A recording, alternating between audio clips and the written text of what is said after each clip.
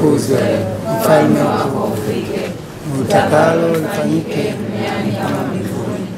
Utupe mkate wetu wa kila siku, utusamehe makosa yetu kama tunavyowasamehe wasiotukosea, usitutie katika vishawishi, lakini tuokoe maovu.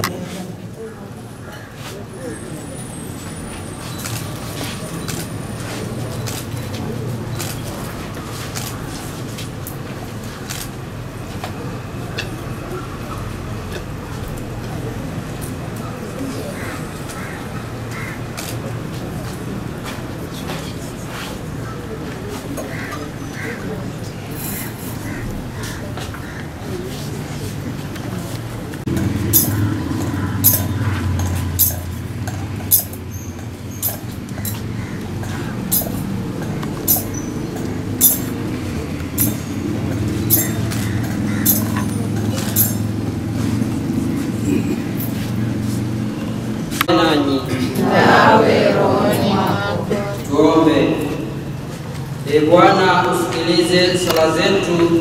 Sisi tunaomba sana huruma yako, ili marehemu mtumishi wako Tesfori Tambo uliyemhamisha hapa duniani mweke katika uzima na mwanga pamoja na watakatifu wako. Tunaomba hayo kwa njia ya Kristo Bwana wetu.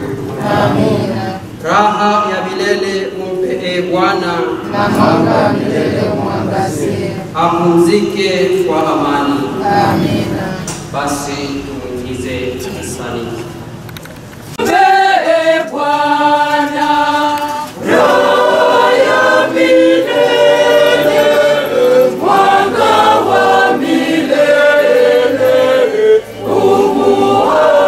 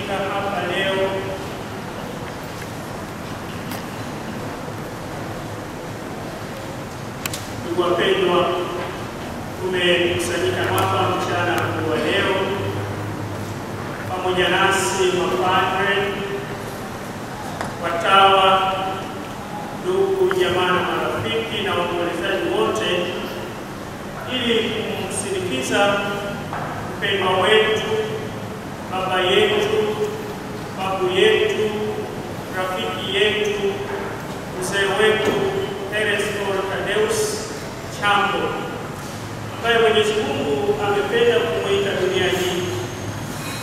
Tumekusanyika hapa leo kushukuru kwa ajili ya maisha yake na kumwadhimishia maisha yake. Kama alivyokuwa kama sisi, tunamwombea kwa Mwenyezi Mungu.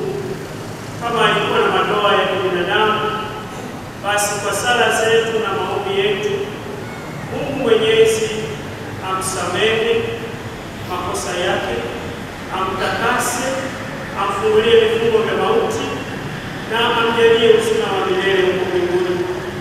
Na sisi ambao tuwapo hapa safarini, tuombe neema na baraka za Mwenyezi Mungu katika maisha haya, na zaidi sana tuombe kifo chema.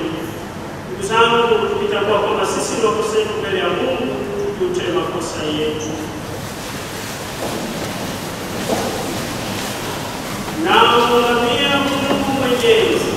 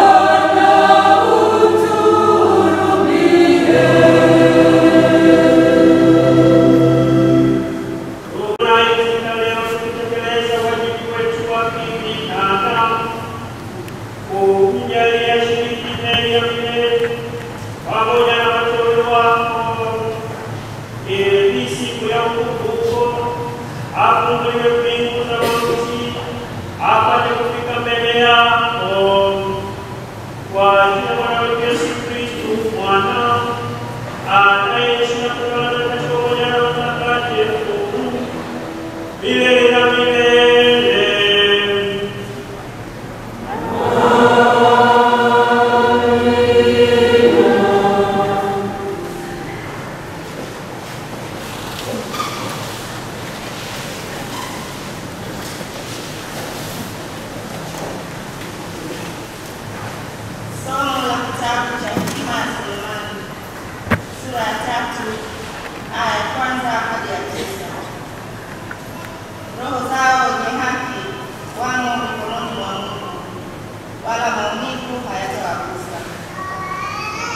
machoni pa watu walio wajinga walionekana kwamba wamekufa, na kufariki kwao kudhaniwa kuwa ni hasara yao, na kusafiri kwao kutoka kwetu ni kama uaminifu wao.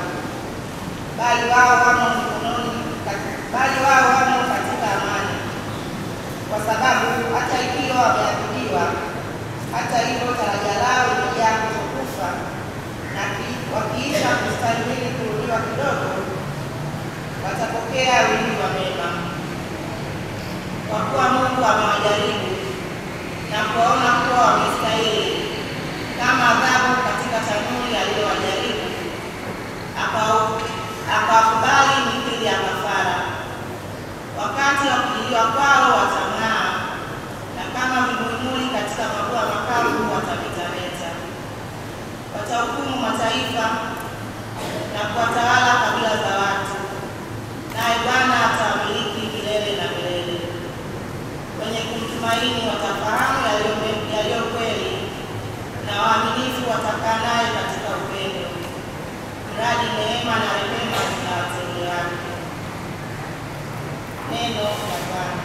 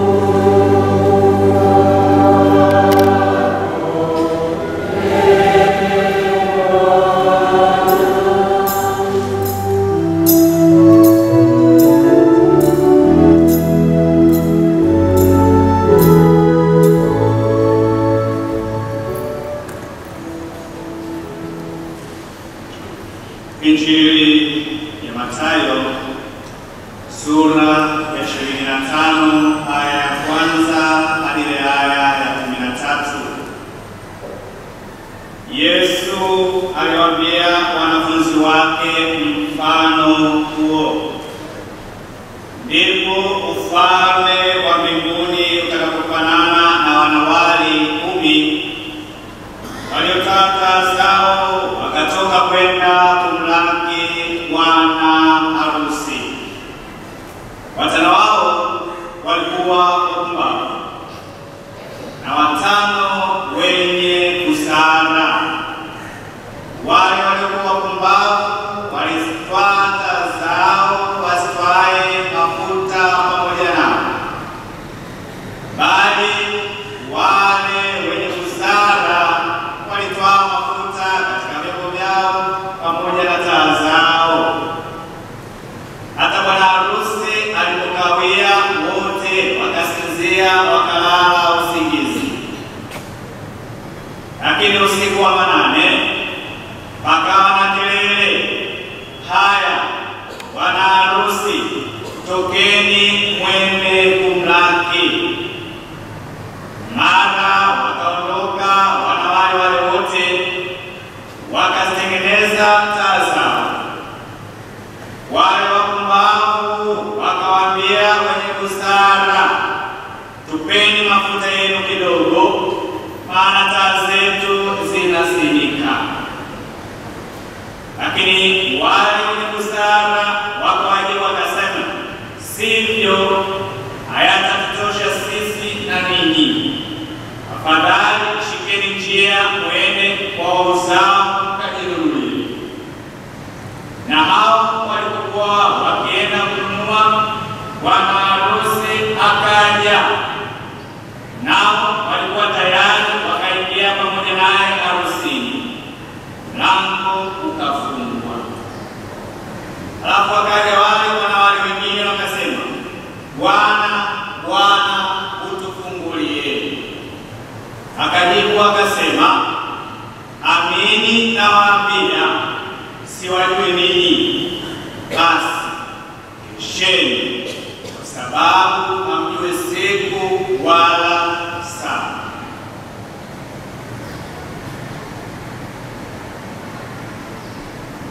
Neno la Bwana.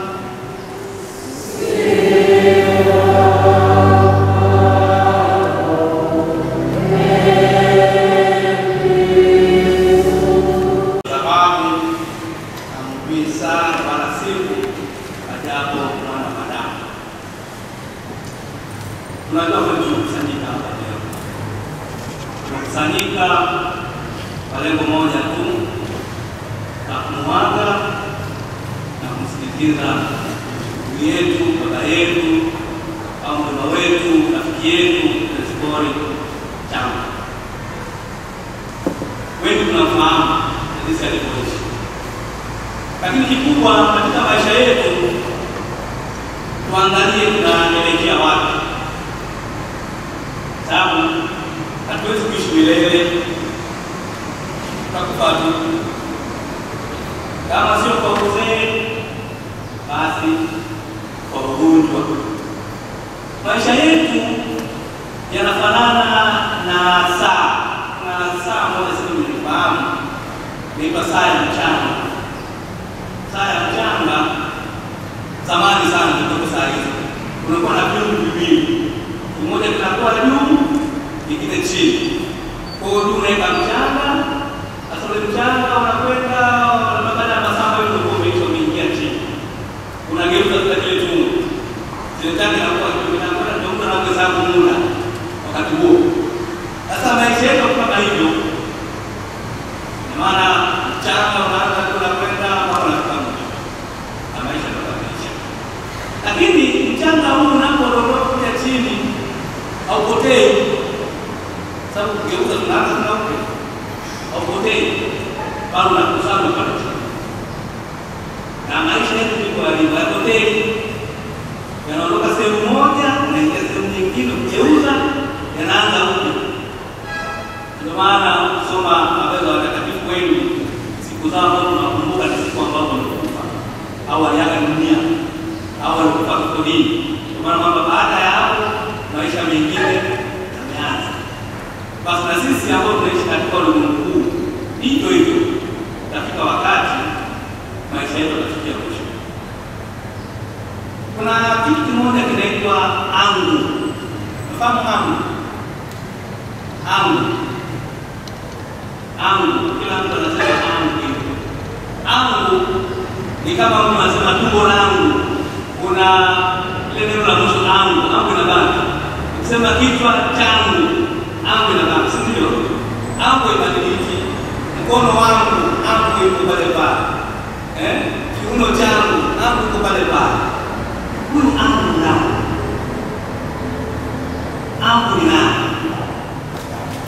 Kwa maneno mengine, kwa mimi nilipo hapa, kuna angu na huu mwili.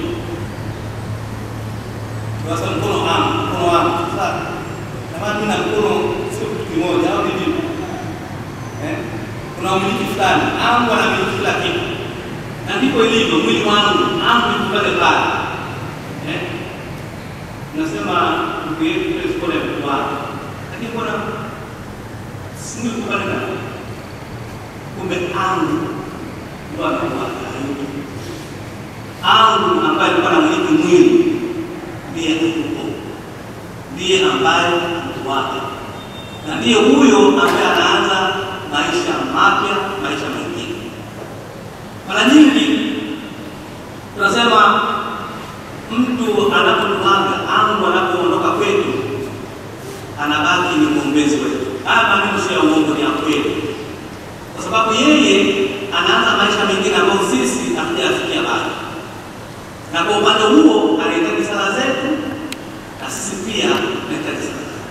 Sisi pia tunahitaji maombi yake. Kumbe kwa maneno mengine tunashirikiana pamoja, sisi huku na wale ambao wametoka kule. Ndio sala zetu za kumwombea kwa siku ya leo za muhimu sana, kwa sababu hizo ndizo anazozihitaji katika maisha yake mapya wameanza. Na yeye anakuwa mwombezi wetu sisi ambao tumebaki hapa duniani. Katika magumu yote tunayopitia, mateso tunayopitia, yanayopitia hayo, anaweza kutuombea kwa Mungu. Maana daima tunasema alipotangulia anakuwa mwombezi wetu. Na yeye pia anahitaji sala zetu. Ndugu zangu, tunakusanyika hapa na lengo hilo moja la kumwombea yetu ili kama kuna makosa yalikosea mtu kama binadamu, ili Mungu aweze kumsamehe na kumfikisha huko mbinguni. Kwa kila mmoja sisi anatamani kufika huko. Basi tuendelee kumwombea. Na mkusanyiko wetu huu unaonyesha imani yetu kwa Mungu jinsi ilivyokuwa. Kwa sababu bila imani hiyo ilikuwa kwa sababu ya kukusanyika hapa. Tungeweza kuambia watu fulani wape hela, washughulike huko huko wakamaliza. Lakini tunasema hapana, kusanyike pamoja, tusali, tumuombee kwa Mungu ili basi safari yake uweze kuwa salama. Basi kwa umoja wetu huu na nia hiyo moja ya kumwombea huyu, naamini kwamba Mungu anasikia sala zetu na atamweka pale ambapo tunamwombea. La vile mpe Bwana. Asante kwa Bwana. Apumzike kwa amani. Amempe Bwana. Asante kwa Tumsifu Yesu Kristo.